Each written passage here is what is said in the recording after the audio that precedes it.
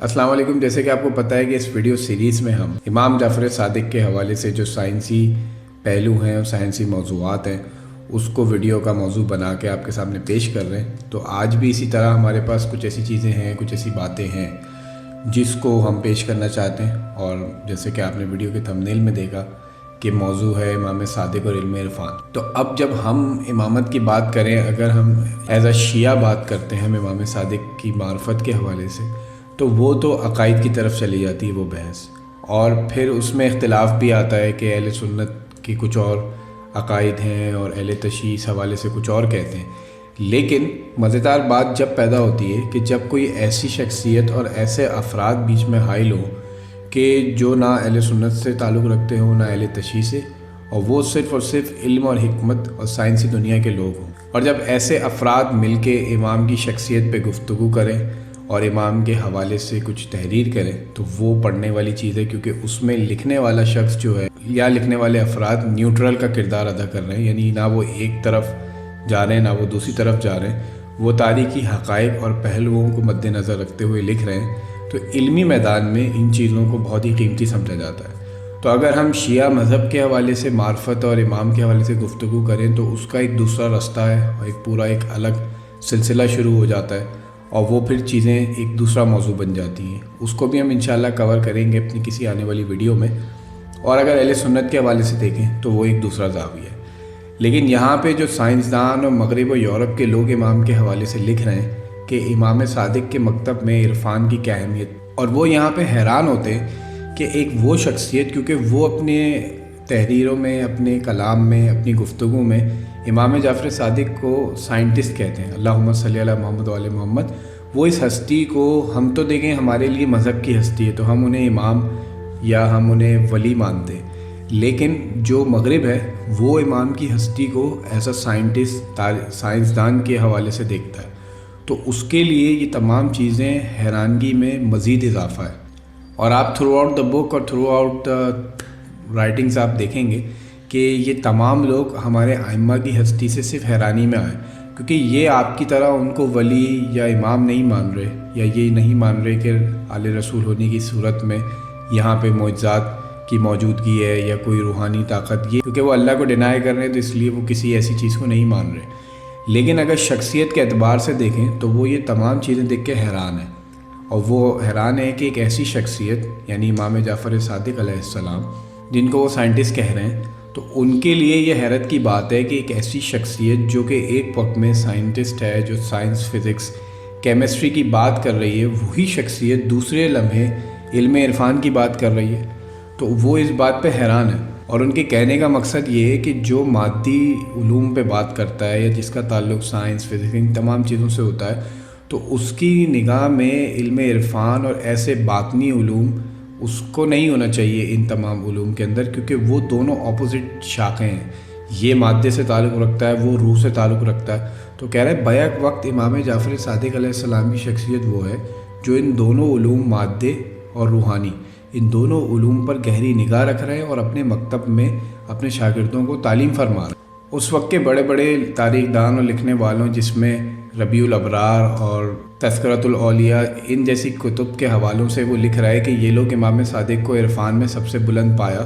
और बुनियाद यानी इस इरफान की, इल्म इरफान की बुनियाद रखने वालों में तस्लीम करते हैं। तो अब यहाँ पे साइंटिस्ट की एक मादा परस्त सोच की यहाँ पे हैरत में इजाफ़ा होता है कि एक वक्त में एक शख्सियत मादे पे इस तरह गुफ्तगू कर रही है, मादे के हवाले से वो इतनी गहराई में चीज़ों को जानते हैं। जैसा कि आपने पिछली वीडियोस में देखा कि ऑक्सीजन के बारे में इमाम ने बताया, या ऑक्सीजन के साथ जो अदर गैसेस हैं उसके बारे में बताया, और आगे चल के आप और भी चीज़ें सुनेंगे तो आप हैरत में पड़ जाएंगे कि क्या क्या चीज़ें इमाम ने बताई। तो ऐसे में वही इमाम, वही शख्सियत, वही रूहानी हस्ती दूसरी जानिब रूह का और इरफान के मामलात में इतनी गहरी और उसके हवाले से इतनी रोशन हिदायत दे रही हो, तो ये साइंटिस्ट के लिए, किसी भी ऐसे यूरोपीय इंसान के लिए लिखने के लिए बहुत ही हैरत की बात होगी कि एक ऐसी शख्सियत एक वक्त में दोनों मौज़ूआत पे इस तरह बात कर रही है। शेख अबुल हसन खरकानी ये लिखते हैं कि वो इस बात पे हैरान है सिर्फ़ और सिर्फ कि इमाम सादिक अलैहिस्सलाम जैसा आरिफ और उन जैसी आरिफ हस्ती اپنے ہی مدرسے میں اپنے طلباء کے درمیان غیر مسلموں کو بھی رکھتے تھے۔ یعنی امام جعفر صادق علیہ السلام کی یونیورسٹی میں، آپ کی انسٹیٹیوٹ میں مذہب کی قید نہیں تھی۔ تو یہاں پہ وہ انگریز مورخ حیران ہوتا ہے کہ یہ کیسی شخصیت تھی اس زمانے میں، اور آج یہی قانون پوری دنیا میں اپنائے جاتے ہیں کہ علم میں کسی مذہب کی، کسی فرقے، کسی بھی قسم کے مسلک کی کوئی ایسی امتیازی صورت نہیں ہوتی، علم سب کے لیے۔ تو یہاں پہ وہ امام صادق کو مثال بنا کے کہتا ہے کہ امام صادق وہ پہلی شخصیت ہیں کہ جو اتنے عارف ہونے کے باوجود اپنے تمام طلباء کے درمیان ایسے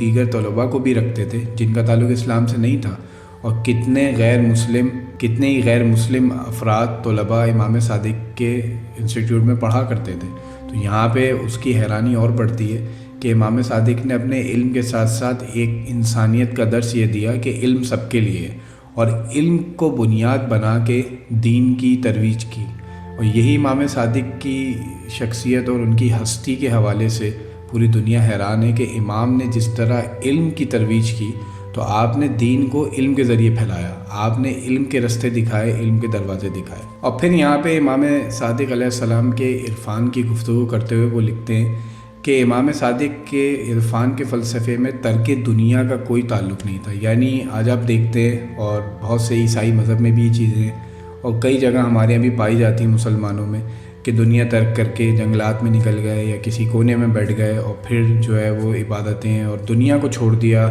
اپنے ارد گرد کے لوگوں کو چھوڑ دیا، سوسائٹی کو چھوڑ کے، اور پھر اللہ کو تلاش کرنے نکلے، جو ہم موویز میں بھی دیکھتے ہیں، ہندوؤں میں بھی دیکھتے ہیں۔ تو وہ یہ کہتا ہے کہ امام صادق کے عرفان میں اس چیز کا کوئی تعلق نہیں تھا۔ یعنی ہمارے ائمہ نے جو ہمیں توحید کا رستہ بتایا، اس میں یہ کوئی ایسی گنجائش نہیں تھی کہ آپ اللہ کو پانے کے لیے یا خدا کے عرفان کے لیے آپ صحراؤں میں نکل جائیں، آپ جنگلات میں چلے جائیں، آپ دنیا کو چھوڑ دیں، آپ پہاڑیوں میں نکل جائیں، نہیں۔ تو امام نے فرمایا، اور وہ چیز کو نقل کرتا ہے کہ امام ترک دنیا کے خلاف تھے، کہ اس طرح سے تم دین حاصل نہیں کر سکتے، اس طرح سے تم خدا کو حاصل نہیں کر سکتے اگر تم اپنی دنیاوی ذمہ داریوں سے یا دنیاوی امور سے دور ہٹ جاؤ۔ کیونکہ یہ وہ زمانہ تھا کہ جس زمانے میں مسلمان اور عیسائی کافی ایک دوسرے سے ملنے جلنے لگے تھے، اور کافی قربت ہو گئی تھی، کیونکہ اسلامی سلطنت پھیل گئی تھی۔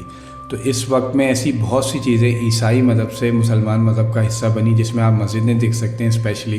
کہ ہمارے یہاں جو مسجدوں کا ڈیزائن آج بھی موجود ہے، یہ عیسائی کلیساؤں کا ڈیزائن ہوتا تھا، جو اسلامی اور مسلمانوں کی مسجدوں پہ آ گیا، جبکہ یہ مسلمانوں کا اور اسلامی مسجد کا ایسا کوئی ڈیزائن نہیں تھا۔ اور اگر آپ مدینے کی جو مسجد رسول اللہ نے تعمیر فرمائی تھی، تو اس کا بھی اگر آپ پڑھیں تو یہ ڈیزائن نہیں تھا جو آج کل چلتا ہے۔ تو اس زمانے میں مسلمان جو ہے وہ عیسائیوں سے متاثر ہونا شروع ہوئے تھے۔ تو یہ تمام چیزیں کہ گفاؤں میں چلے جانا اور کسی بیابان میں جا کے اللہ کو پانا، یہ وہاں سے یہاں آ رہا تھا۔ تو اس کو امام صادق کنڈیم کر رہے تھے، اس کے خلاف تھے کہ یہ عرفان کا حصہ نہیں ہے، اس طرح خدا کو نہیں حاصل کیا جاتا۔ اور اس کی امام نے بنیادی وجہ یہ بتائی کہ انسان، کیونکہ قرآن کی آیت ہے کہ انسان خدائی کی طرف سے آیا اور اسی کی طرف پلٹ کر جائے گا، تو امام نے ذیل میں فرمایا کہ انسان خدا کو اتنا ہی پا سکتا ہے جتنا قرآن نے بتایا۔ تو قرآن کو میزان رکھ کے، آیتوں کو لاز رکھ کے امام بات کر رہے تھے کہ اتنا ہی پا سکتے ہو، کیونکہ ایک عقیدہ، ایک نظریہ یہ بھی چلنے لگا کہ انسان مرنے کے بعد خدا بن جاتا ہے۔ اسی زمانے میں بہت سے مذاہب کا یہ بھی عقیدہ تھا کہ انسان جب مرے گا تو وہ خدا میں حلول ہو جائے گا، خدا میں تبدیل ہو جائے گا یا خدا کا حصہ بن جائے گا۔ تو امام ان تمام نظریات کو بھی تہہ دیکھ کرتے ہوئے جا رہے تھے، اور امام قرآن اور حدیث کی روشنی میں توحید کو، علم عرفان کو واضح کر رہے تھے کہ انسان خدا تک پہنچے گا، لیکن مخلوق اور خالق کا فرق برقرار رہے گا۔ چاہے انسان مر بھی جائے گا، تب بھی جب وہ اس کی بارگاہ میں پہنچے گا تو وہ مخلوق ہی رہے گا اور خالق رہے گا۔ ایسا نہیں ہوگا کہ انسان خدا بن جائے یا خدا انسان میں آ جائے، ایسا ممکن نہیں ہے۔ تو یہ وہ بنیادی چیز ہیں جس کو امام توڑ رہے تھے۔ اور آج آپ دیکھتے ہوں گے یہ جو میں نے باتیں کی، اب جو لوگ جانتے ہیں، تو بہت سے ایسے فرقے موجود ہیں ہمارے یہاں جہاں یہ تصور اب بھی پایا جاتا ہے کہ تجھ میں خدا اور مجھ میں خدا، مجھ میں میں اور تجھ میں میں، اور اس طرح کی باتیں۔ تو امام صادق علیہ السلام ان چیزوں کو منع فرما رہے ہیں، اور اس کا علم توحید سے، توحید آل محمد سے، علم عرفان سے، جو امام صادق کا بنایا ہوا علم عرفان، اس سے کوئی تعلق نہیں ہے۔ کیونکہ ایک نظریہ عام پھیل گیا تھا معاشرے میں، وہ تھا وحدت الوجود کا، یعنی ان کا مطلب یہ تھا اس نظریے میں اور اس علم عرفان میں، اور یہ دو بڑی درسگاہوں میں یہ علم عرفان کا نظریہ بنیاد پایا، اور اس میں یہ بات پھیلائی جاتی تھی اور اس کے ذیل میں تعلیم دی جاتی تھی کہ انسان خدا کی طرف سے آیا اور خدا نے ہی بنیادی طور پہ، یعنی خدا سب سے پہلے تھا تو اسی نے تمام مخلوقات کو بنایا، تو لازمی طور پہ یہ اسی کے خمیر سے بنی ہے، یعنی مخلوق میں اور تمام جو عالمین ہم دیکھتے ہیں ان چیزوں میں جو اثرات ہیں وہ خدا کے موجود ہیں۔ تو ایک دن یہی سب واپس خدا میں چلا جائے گا، اس لیے خدا کی عبادت کرو یا ان چیزوں کی عبادت کرو۔ اور اس نظریے کے تحت انہوں نے آگ کی، پانی کی، سورج کی، چاند کی، ہر چیز کی، ستارے کی، جانوروں کی پرستش کو حلال اور مطلب اس کی دلیلیں بنائی اس سے۔ تو یہ نظریہ بھی ایک بہت عرصے سے چل رہا تھا عرفان میں، اور جس کے ذیل میں کئی مذاہب آ رہے تھے۔ تو اس کو بھی امام صادق نے تہہ دیکھ کیا کہ امام صادق نے فرمایا کہ انسان انسان ہی رہے گا چاہے وہ مر کیوں نہ جائے، اور خدا خدا ہی رہے گا۔ اور یہاں پہ آ کے امام صادق جیسی ہستی ہی یہ فرق بتا سکتی تھی، کیونکہ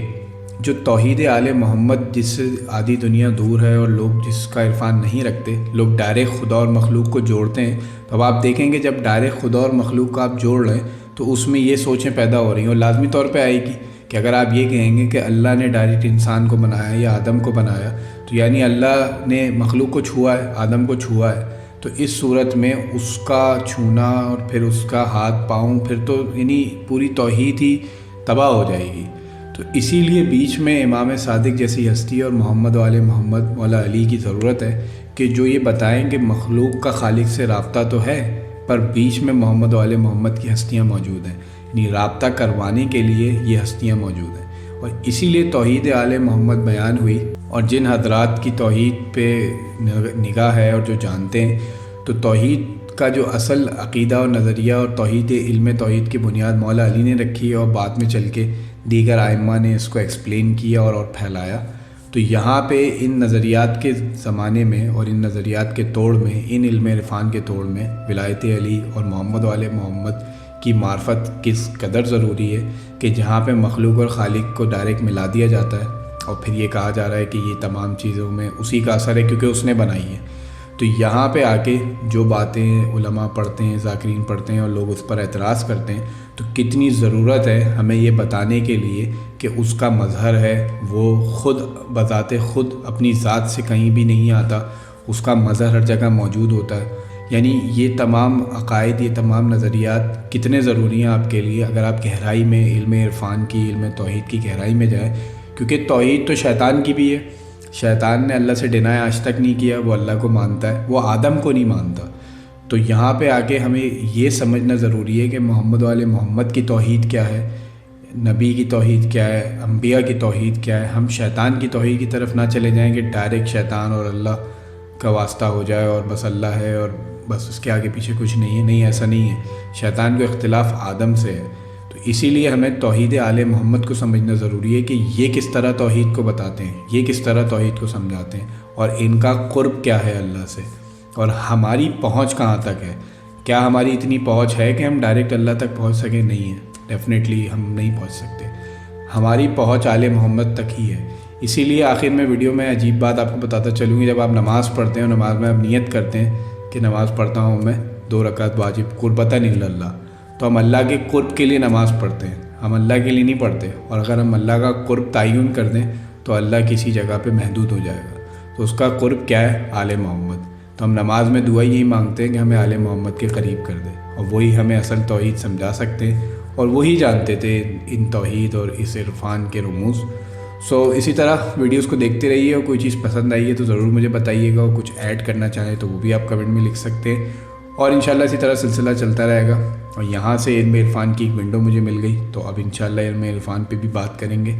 تو اسی طرح ویڈیوز کو پسند کیجیے۔ Thanks for watching.